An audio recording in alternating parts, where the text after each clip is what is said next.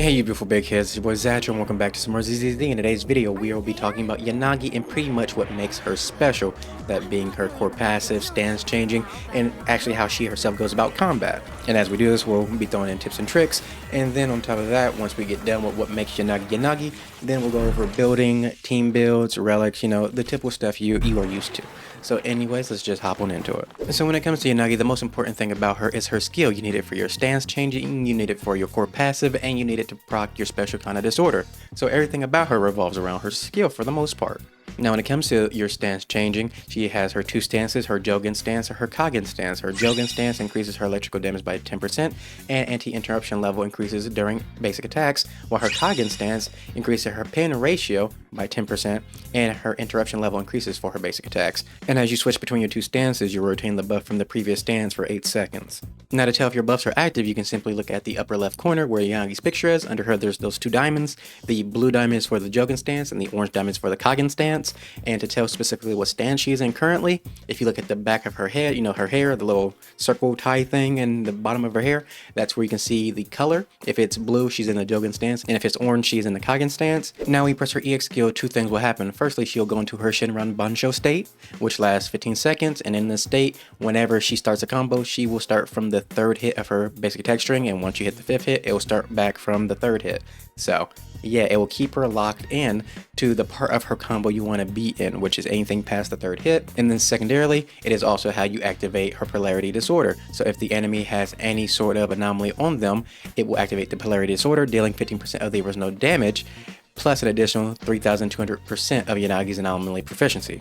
And while she's in the animation of doing the thrust and the downward hit of her EX skill, she is invulnerable. Additionally, her EX skill also procs her core passive, the Lunar Eclipse, which is after she activates her EX skill, the damage multiplier for disorder is increased by 250% when any squad member applies the disorder effect to an enemy lasting 15 seconds. This also increases Yanagi's electrical damage against the target by 20% for 15 seconds. And since we're already talking about the core passive, we can touch on the faction bonus as well, which is as long as the Yanagi is with a character who is electric or another anomaly character, after she switches stances, when Yanagi hits an enemy with her basic attack, her electrical anomaly buildup is increased by 45% for 8 seconds. Now looking at Yanagi's ultimate, which also has the effect of proccing the polarity disorder, similar to the EX skill. If the ultimate's lightning strikes an enemy affected by anomaly, it will trigger the polarity disorder.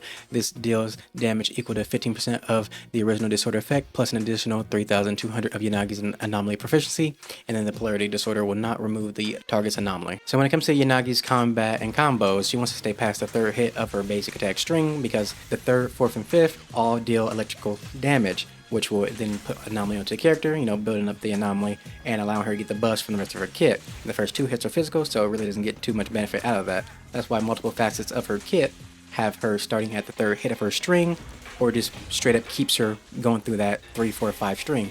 Like with the EX skill, as I stated earlier, once you use the EX skill, it puts her in the Shinran Bansho state, which after the fifth hit, it puts you back at the third hit for up to 15 seconds, so that's enough time for you to get 2 sets of your basic attack 3, 4, and 5 in during the buff. Apart from her EX skill, a chain attack, her ultimate, a quick assist, a assist follow-up, or a dodge counter will also start her at the third hit of her basic attack string. And finally, the most common way of you starting from your third hit of your attack string would be if you use your regular skill after the third, fourth, or fifth hit of your basic attack string. Doing so activates Swift Rooting, which not only speeds up your slashes and allows you to block enemy attacks while Swift Rooting is active, it will again start you from the third hit of your basic attack string. So she really wants to be at that third hit and pass it so she can constantly apply electrical damage and build up anomaly. So a combo you can use with Yanagi is starting out with her EX skill, which will apply all her buffs, 1 for switching stances and 2 for the Shinran Bansho state. You will hit them with 2 sets of 3, 4, 5 basic attack strings. Then you would use your normal skill to refresh your buffs, also switching your stances. You hit them with another set of 3, 4, 5 from your basic attack string, and then at that point you should have enough energy to then use another EX skill, and then you would just rinse and repeat. A more standard combo for Yanagi if you don't have the energy would just making a situation for yourself to then be able to go into the third hit of your basic attack string. In this instance, I'm just using Seth to activate Ed Assist, so I can come right in and start from my third hit, and then from there I'll just activate my skill, and then just slowly build up my energy by just doing the 3, 4, 5, using skill 3, 4, 5, using my skill back and forth until I get enough energy to then go into the EX skill. and then it will just be the typical EX skill combo. Also, this is a bonus dumb fact about Yanagi. On her little weapon, there's a clock. That clock is accurate. That's accurate time. So yeah, just a fun fact. Why not? So when it comes to the skill priority for Yanagi, I would definitely say it would be the core passive first, because it affects the disorder multiplier increase and the electrical damage increase buff that she gives to herself. So that definitely first. Next up, it will be her skill, because it is what, you know, procs the polarity disorder, and you can proc it the most often with the skill. So obviously increasing this level will give you that 3200%. Next up, it will be the ultimate, because it also can proc the polarity disorder. So to increase the amount of additional damage it can deal, you would need to upgrade it. So simply the skill will be first, because you can proc it more often, then the ultimate, because, you know, it takes a little bit longer to get your ultimate ready.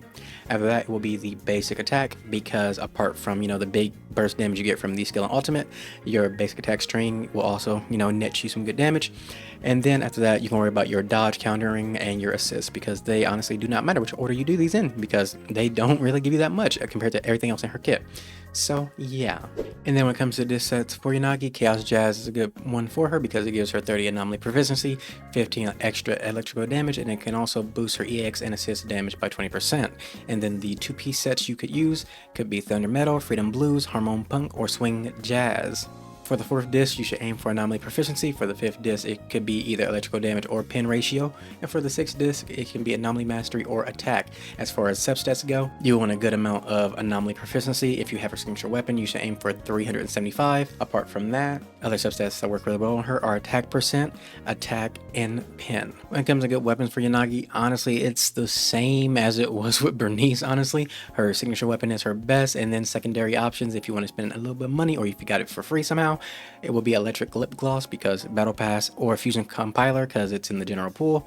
And then free to play options will be either Rainforest Gourmet or Weeping Gemini. So here are some teams you can use Yanagi with. Obviously you see a lot of thunder going on here, because, well, she works pretty good with thunder, because she can proc her disorder effect even on her own typing, which is really cool and strong, especially with a setup like Grace and Rena.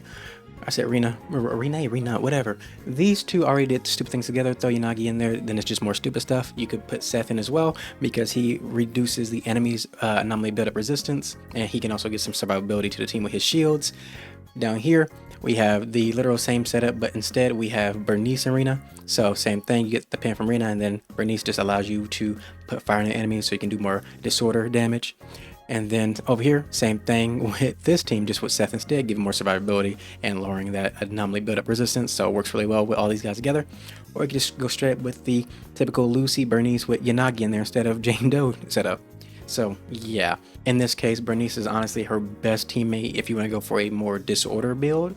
And if you're going for a full electrical team, you know, Rena and Seth will probably be your best bet. But yeah, these are just some teams you can think about when considering using Yanagi. Yeah, but now, you know, there's be a little bit of gameplay in the background of one of my Shiyu critical note runs or whatever, number 7.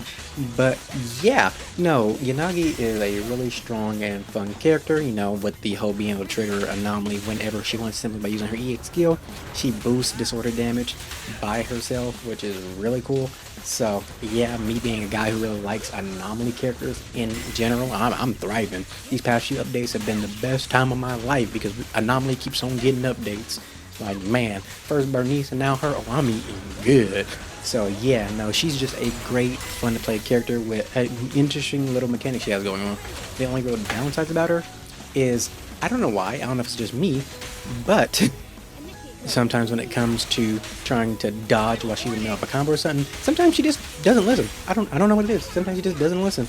And other than that, I mean, I really don't have too many downsides with her. I mean, I try to take advantage of the whole fact that she can block when using swift rooting. Sometimes it goes to plan. Sometimes I do that completely by accident.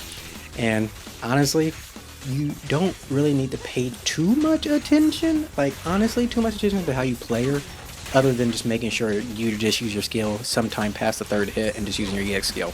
You know, other than that, it's just playing as standard, dodging, switching your characters, you know, getting their buffs off, and, you know, going about your business. But yeah, I love her. She's a solid character. She's definitely a high ranking character in terms of this game, because Anomaly just runs this game's like entire existence. Anomaly is the best in this game. Nobody can tell me otherwise. Other than Anomaly, Caesar, you know? Other than Anomaly, Caesar just does her own thing. Because Caesar just buff and defensive goddess. Like, you know, it is what it is. But yeah, if you're on the fence about going for Yanagi or not, honestly, she's a good pickup. Even without Bernice, if you skipped over Bernice, she still works really fine in an all-electric team. So you don't really have to worry about, man, I miss Bernice, so I can't go for Yanagi. But yeah, no. I hope y'all enjoyed the video. Like, comment, subscribe, all that good stuff. I will see you on the next one. I love you guys, and bye-bye.